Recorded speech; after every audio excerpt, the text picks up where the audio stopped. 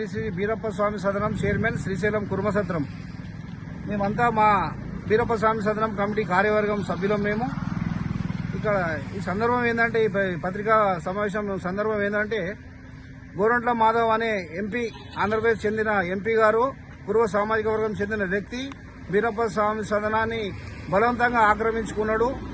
2023 October 11వ తారీఖు ఒకసారి 300 మంది తీసుకొచ్చి హస్తగతం చేసుకోవడానికి వస్తే మేము అందరం మా అడ్వకేట్ల ఆధ్వర్యంలో వాళ్ళకు సమస్యలు చెప్పి కేసుల వివరాలు చెప్పి తిరిగి సంజాయించి పంపించినాం. అది జరిగింది. మళ్ళీ మొన్న 29వ తారీఖు నాడు వాళ్ళు ఒక దాదాపు 30 మంది మా బీరప్ప స్వామి సత్రం కుర్వసత్రంకి వచ్చి మెయిన్ గేట్ల తాళాలు, ఆఫీసు మెయిన్ డోర్ తాళాలు బగలగొట్టి సత్రాన్ని బలవంతంగా వాళ్ళు ఆక్రమించుకున్నారు.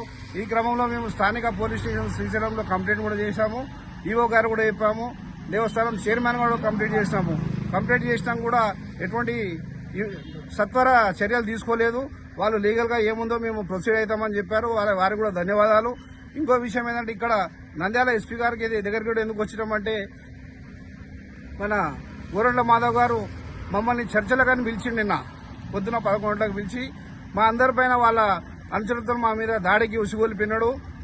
మీరు మాకు సత్రం ఇచ్చి వెళ్ళిపోండి, లేదంటే మీరు శ్రీశైలం దాటి వెళ్ళలేరు, మీ ప్రాణాలతో మీరు హైదరాబాద్ ఊరని మమ్మల్ని బెదిరింపులకు పాల్పడ్డాడు. మేము కూడా గోరంట్ల మాధవ్ మీద లోక్సభ స్పీకర్ కూడా కంప్లైంట్ చేయదలుచుకున్నాము.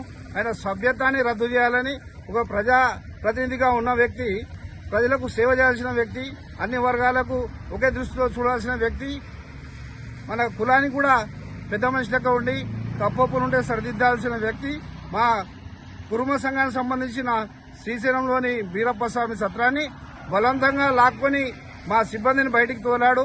పారదోలడం, మా కమిటీ సభ్యులను కూడా బెదిరించి వాంతో చూస్తానని ఆయన చెప్పడం చాలా మందిని తీవ్రంగా ఖండిస్తా ఉన్నాం.